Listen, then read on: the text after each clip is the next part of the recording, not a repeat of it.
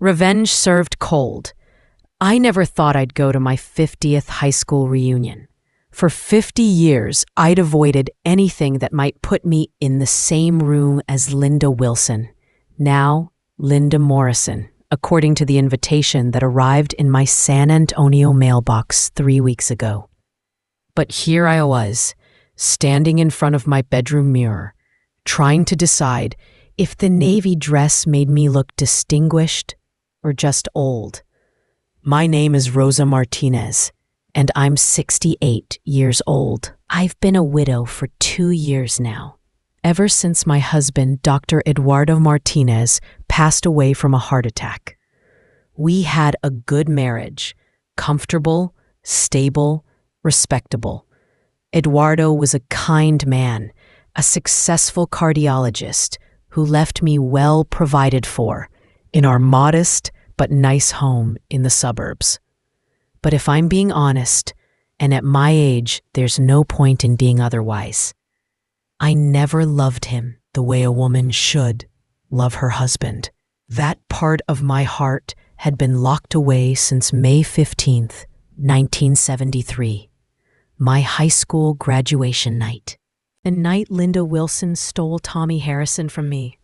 I'd carried that wound for 50 years, carefully tended like a garden of resentment.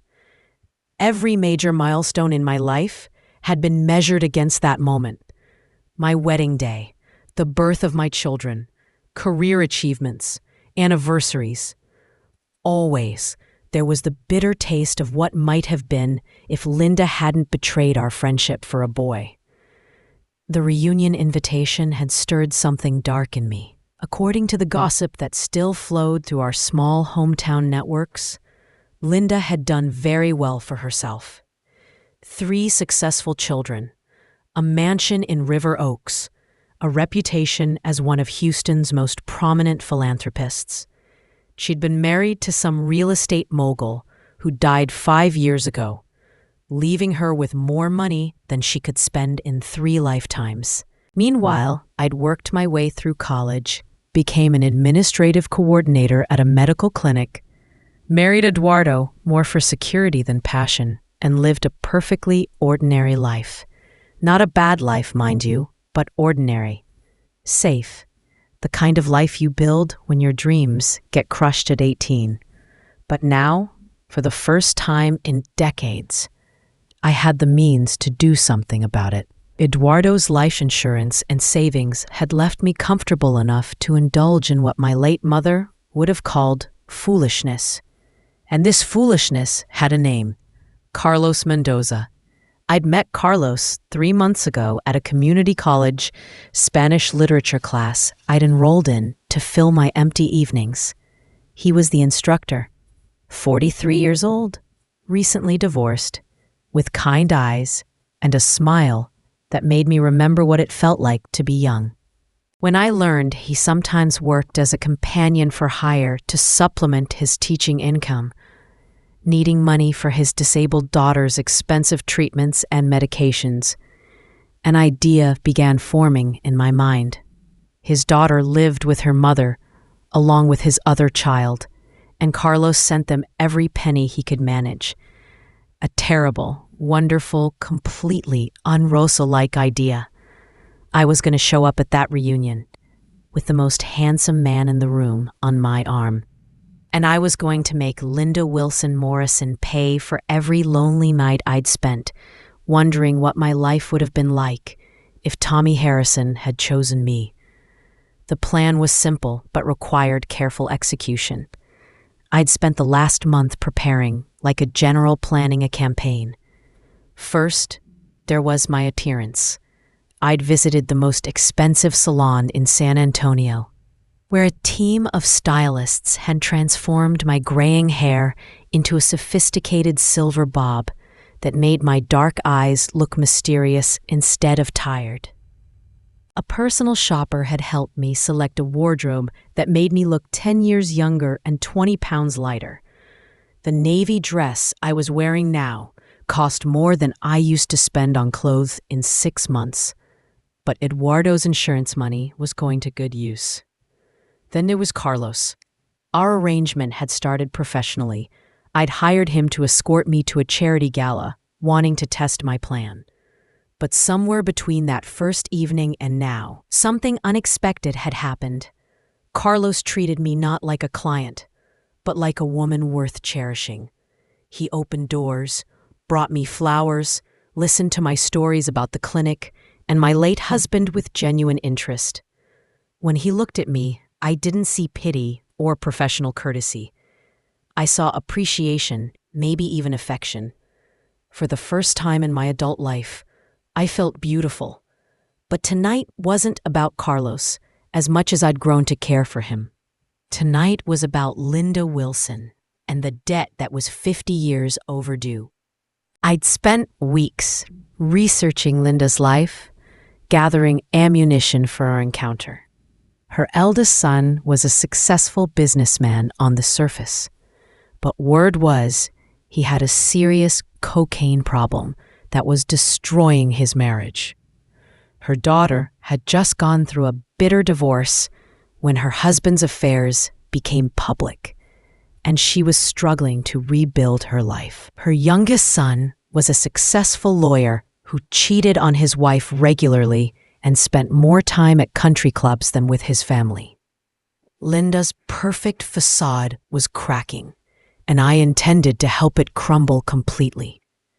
The reunion was being held at the Marriott downtown. As Carlos and I walked into the hotel lobby, I felt every eye turn our way. Carlos looked magnificent in his black tuxedo, his salt and pepper hair styled perfectly, his hand resting protectively on my lower back. Several of my former classmates did double takes, trying to place the elegant woman in navy silk, who certainly couldn't be little Rosa Martinez, the quiet girl who'd worked in the school office. I spotted Linda immediately. Even after all these years, she commanded attention in that way beautiful, wealthy women do. Her blonde hair was perfectly coiffed, her emerald green dress clearly designer, her jewelry understated but obviously expensive.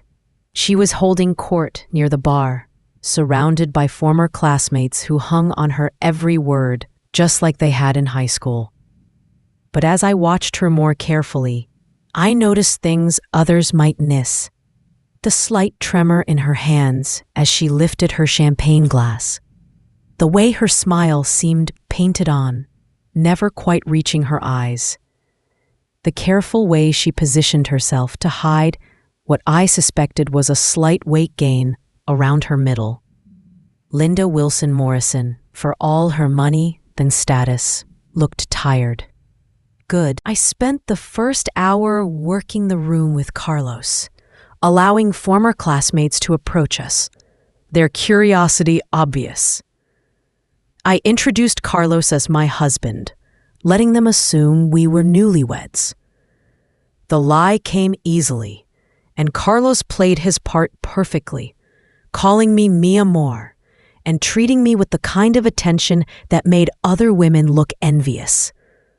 Margaret Stevens, who'd been student body president, couldn't hide her amazement. She'd known me as the scholarship kid who worked part-time in the school cafeteria to help support my family.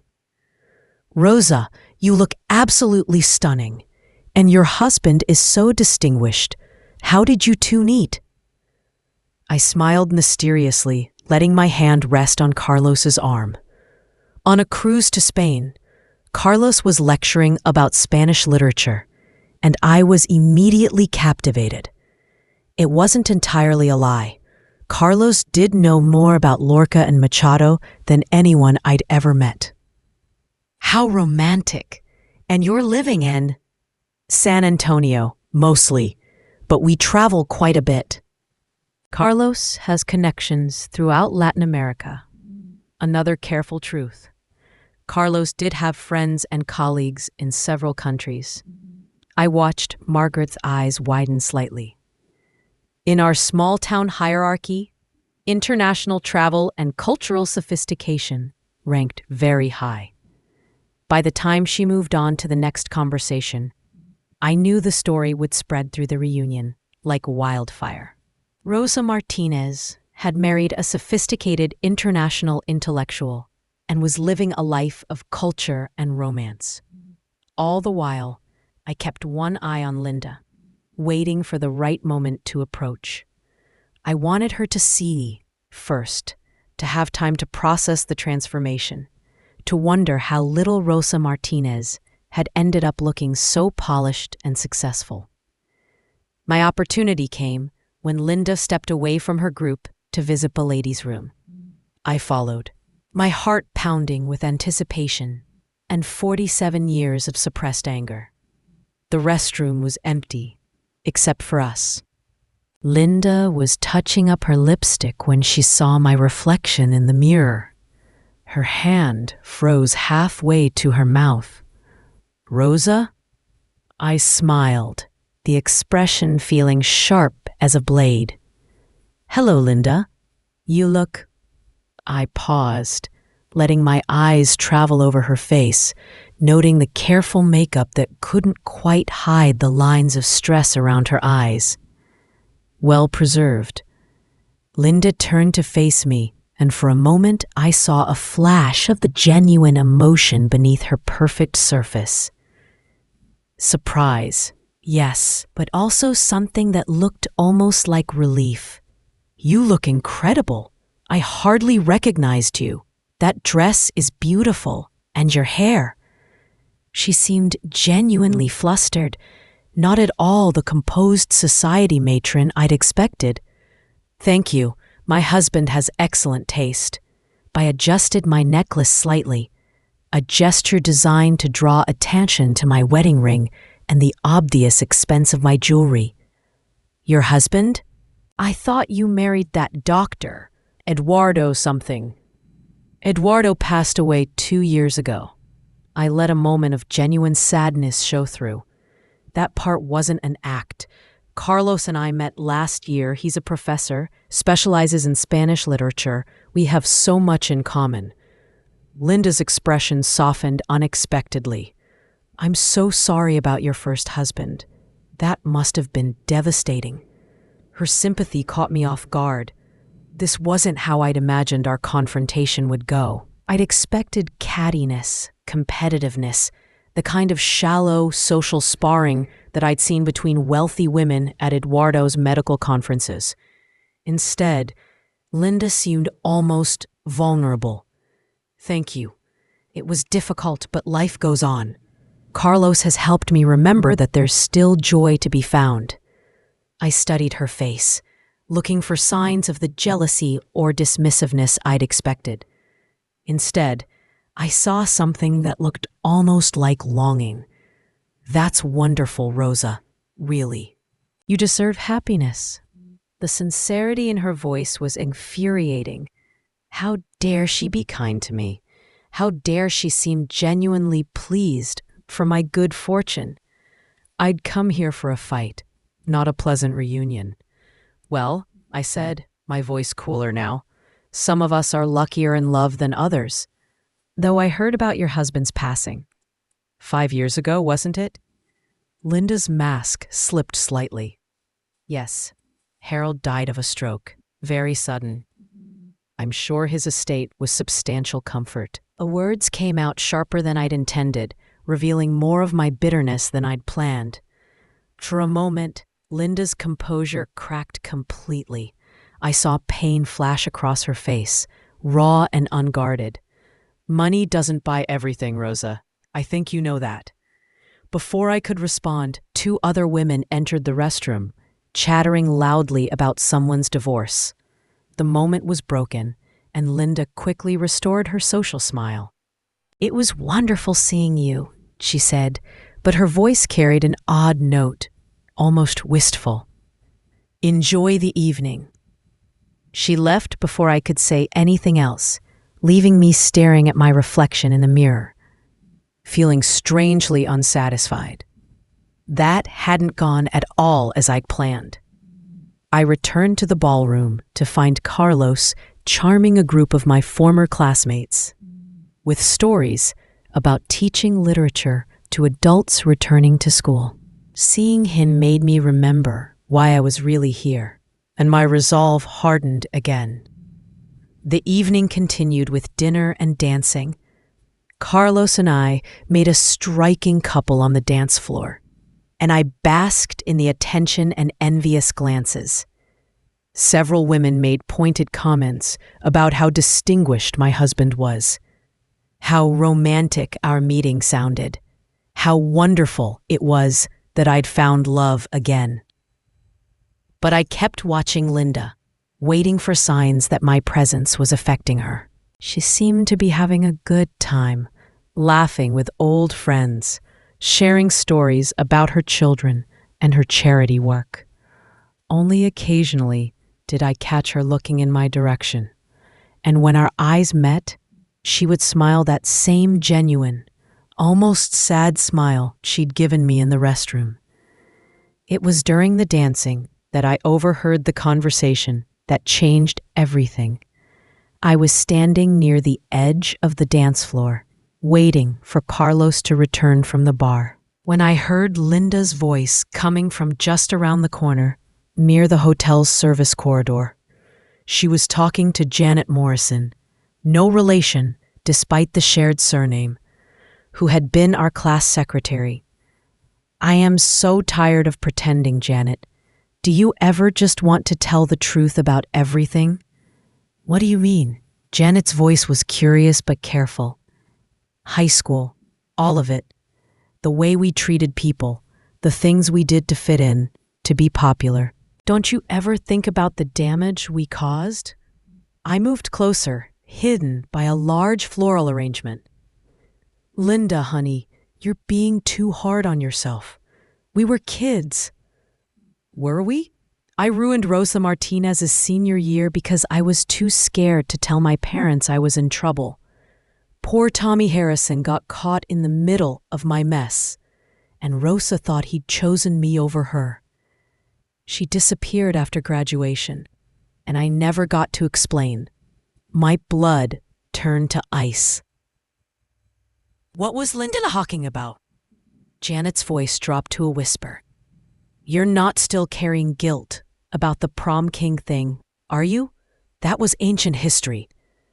"Not prom king. Graduation night. The whole thing with Tommy." Linda's voice broke slightly. "He never wanted to be my date, Janet. He was covering for me because I was pregnant and scared and stupid. My parents had found out I was seeing someone, and I panicked and told them I was dating Tommy. He was so sweet. He agreed to go along with it to help me out. But then when graduation came around, he wanted to ask Rosa, and I threatened him. Said my father would ruin his dad's construction business if he didn't take me to graduation. The world seemed to tilt around me. Pregnant? Linda had been pregnant in high school? "Oh, honey," Janet murmured. "I had no idea. I was 17 and terrified. The father was... It's not important who it was. But he was married and there was no way he could help me. I needed Tommy to be my cover story until I could figure out what to do. But seeing Rosa's face when we walked in together, God, Janet, I've regretted that night for 47 years. What happened to? I miscarried that summer. Stress, probably. By the time I went to college, it was all over, but Rosa was gone, and Tommy never got over losing her. Did you know he never married? He spent years trying to find her, but she'd changed her name when she got married. He died 10 years ago, still carrying a torch to the girl he never got to explain himself to. I felt like I couldn't breathe. Tommy had never married? He'd tried to find me? All these years, I'd hated Linda for stealing him away, but she'd been using him as cover for an inappropriate relationship with a teacher, and he died still thinking about me. Linda was saying something about being selfish, about how she had destroyed two people's chance at happiness because she was too much of a coward to face her own problems. She said Tommy and I could have had a beautiful life together, but instead, he had spent 50 years alone, and I had finally found happiness with someone new. She said she was glad for me, but it should have been Tommy. I had to grip the wall to keep from falling. Everything I'd believed about that night, about Linda, about my own life, was wrong. Linda hadn't stolen Tommy from me. She'd been a terrified 17-year-old girl who made a desperate choice and had been living with the guilt ever since. And Tommy, my sweet Tommy, had died alone, believing I hated him for something he'd never wanted to do. The rest of their conversation faded into background noise as the full weight of the truth hit me. I'd spent 50 years hating the wrong person. Linda hadn't been my enemy. She'd been a frightened girl who made a terrible mistake and had been paying for it ever since. The real tragedy wasn't that she'd stolen my boyfriend, but that we'd all been too young and spared to handle the situation with honesty. I stumbled back toward the ballroom, my carefully planned revenge crumbling around me. Carlos found me sitting at our table, staring at nothing. "Rosa, mi amor, what's wrong? You look like you've seen a ghost." In a way, I had. The ghost of a future that might have been, and the ghost of 50 years of misdirected anger. "Carlos, I need to tell you something. About tonight. About why I really brought you here." He sat down beside me, his dark eyes concerned and patient. Over the past 3 months, I'd grown to trust this man, to care for him in ways I hadn't expected. If I was going to change course, and I suddenly knew I had to, I owed him the truth. I didn't hire you just as an escort tonight. I brought you here to make someone jealous, to get revenge on a woman I thought had wronged me in high school. But I just learned everything I believed was wrong. Carlos was quiet for a moment, processing this. Then he smiled, that gentle smile that had first attracted me to him. And now? Now I don't know what to do. I came here to hurt someone who didn't deserve it, and I've been living with hatred that was based on a lie. I looked at him, this kind man who'd shown me more genuine affection in 3 months than I'd felt in years of marriage. "Are you angry with me? For using you this way?" "Rosa, mi querida, we all carry old wounds. The question is what we do when we learn the truth." He took my hand in his. "What does your heart tell you to do now?" I looked across the room to where Linda was sitting alone at her table. Her facade of cheerful socializing finally dropped. She looked as tired and sad as I felt, a woman carrying decades of regret for a mistake made in fear and desperation. I said slowly, I need to have a conversation that's 50 years overdue." Carlos squeezed my hand. "Then go. I'll be here when you're ready." I stood up, smoothed my dress, and walked across the room toward Linda's table. She looked up as I approached, and I saw wariness flash across her face. She probably expected me to gloat about my handsome younger husband, to make some cutting remark about how well my life had turned out. Instead, I sat down in the empty chair beside her. "Linda, we need to talk." She nodded slowly. "Yes, I suppose we do." For a moment, neither of us spoke. Then Linda surprised me by going first. "Rosa, I owe you an apology that's about 5 decades late. What I did to you senior year was unforgivable." "Tell me about it. All of it. I think I deserve to know the truth." And so she did. Sitting in that hotel ballroom, surrounded by the ghosts of our teenage selves, Linda told me everything. About the married teacher she'd been having an affair with, about her parents' suspicions, about how she'd manipulated Tommy into covering for her, threatening his family's livelihood to force him to take her to graduation. She said he had loved me, that he had told her so that night.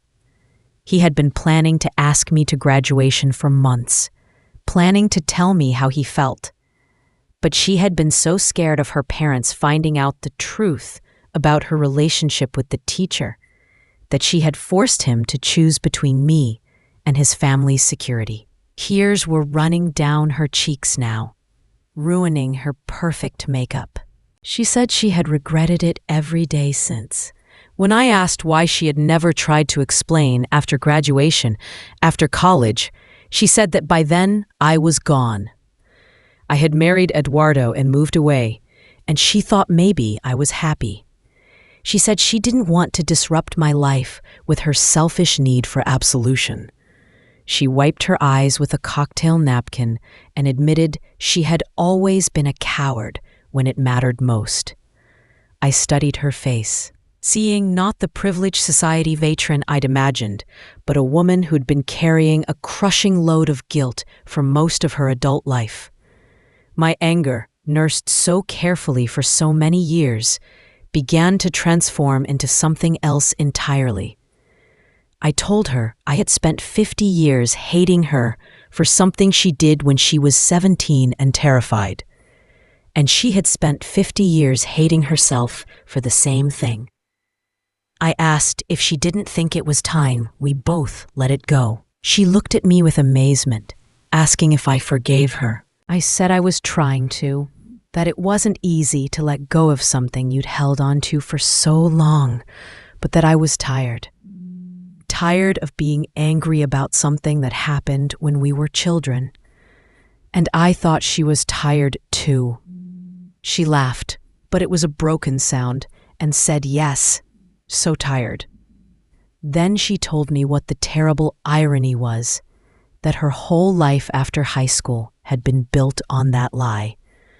She had married Harold because he was safe, stable, the kind of man her parents approved of.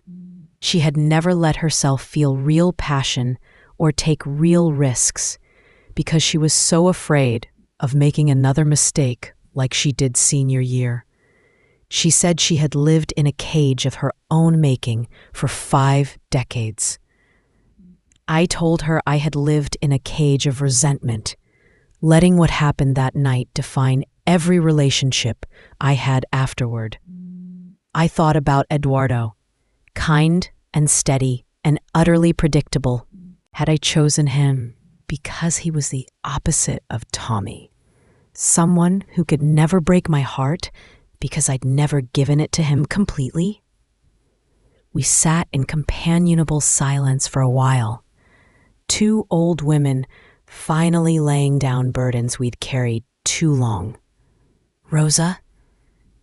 Linda's voice was tentative.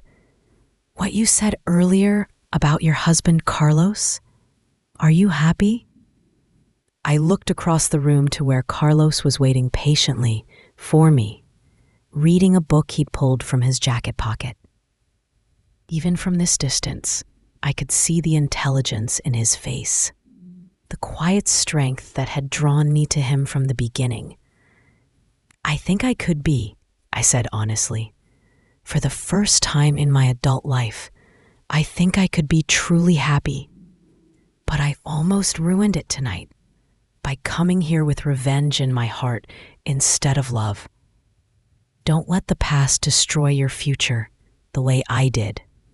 Linda's voice was urgent now. Promise me, Rosa, don't make my mistakes. Only if you promise me something too. What? Stop punishing yourself. We were kids, Linda. Scared, stupid kids who made the best decisions we could with what we knew at the time. It's time to forgive ourselves as well as each other. Linda smiled, Ben, the first genuinely joyful expression I'd seen from her all evening. Deal. I stood up, feeling lighter than I had in years. I should get back to Carlos. We're driving back to San Antonio tonight. Rosa, thank you for giving me the chance to finally tell the truth, and for not hating me anymore. Thank you for having the courage to tell it. I walked back to Carlos, who looked up from his book as I approached. How did it go? Better than I expected. Much better than I deserved. I sat down beside him, suddenly exhausted. Carlos, I need to ask you something important. Anything. When this evening started, our relationship was a business arrangement. But somewhere along the way, it became something else for me, something real. I took his hand, no longer caring who might be watching. Is it real for you too? His smile was worth every penny I'd paid for this dress, every moment of doubt I'd had about coming tonight.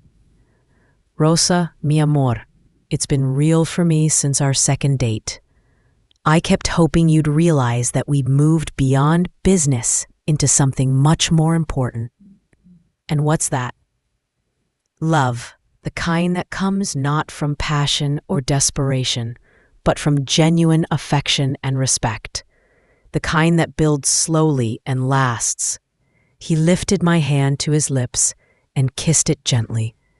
The kind I think we could have if you're willing to stop thinking of me as something you hired and start thinking of me as a man who's fallen for a remarkable woman. I felt tears prick my eyes, but for the first time tonight, they were happy tears. At our age, do we have time for slow? We have all the time in the world, mi querida. And besides, he grinned, I'm only 43. I'm practically a child. I laughed, really laughed, for the first time in longer than I could remember. Take me home, Carlos. I'm done with the past.